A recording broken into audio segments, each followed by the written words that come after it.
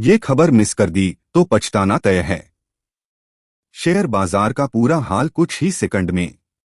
Indian oil corporation IOC की joint venture company Indian oil Adani gas $161 million जुटा रही है कन्वर्टेबल बॉन्ड्स के जरिए। आईओसी को एक अच्छी डिविडेंड देने वाली कंपनी माना जाता है। टाटा पावर शेयर ₹400 के ऊपर टिकने के लिए संघर्ष कर रहा है। हालांकि कंपनी की बुनियादी स्थिति, फंडामेंटल्स और Q1 बिजनेस अपडेट मजबूत हैं। Mazagon Dock Shipbuilders LTD (MDL) company को भारतीय नौसेना के लिए ₹1,00,000 करोड़ से अधिक की सबमरीन कॉन्ट्रैक्ट्स मिलने की उम्मीद है। यह डिफेंस सेक्टर में एक बड़ी डील मानी जा रही है।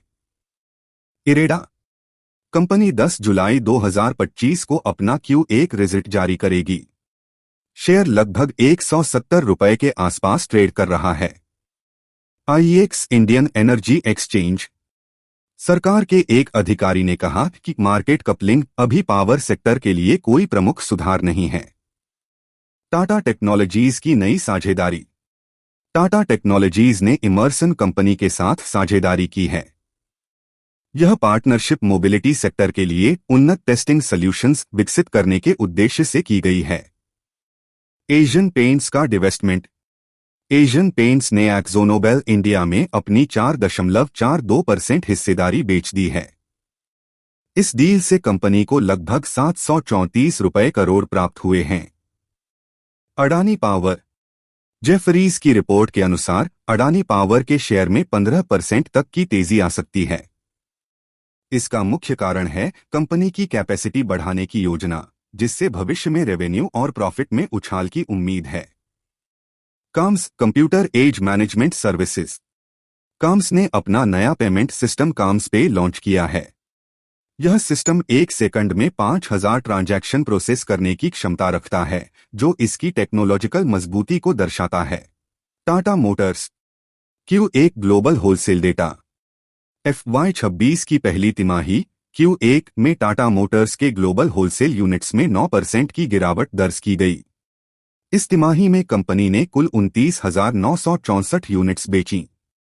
यह संकेत देता है कि कंपनी के Q1 के नतीजे कमजोर रह सकते हैं।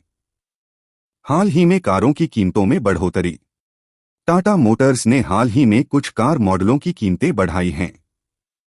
इसमें टाटा टियागो, टाटा टाइगर और टाटा कर्वी जैसे मॉडल शामिल हैं।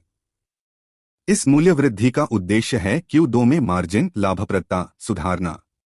ICICI prudential AMC IPO ICICI prudential AMC एक बड़ा IPO ला रही है, जिसकी कुल वैल्यू ₹10,000 करोड़ है। यह IPO पूरी तरह से ऑफर फॉर सेल OFS होगा, यानी इसमें नई शेयर जारी नहीं होंगे, मौजूदा शेयरधारक अपनी हिस्सेदारी बेचेंगे। नोमुरा की रियल एस्टेट सेक्टर पर राय ग्लोबल ब्रोकरेज फर्म नोमुरा का मानना है कि गोदरेज प्रॉपर्टीज के शेयर में 18% तक गिरावट आ सकती है। वहीं फीनिक्स मिल्स में भी 11% तक की गिरावट की संभावना जताई गई है। इसका मुख्य कारण है इन कंपनियों के शेयरों का उच्च वैल्यूएशन।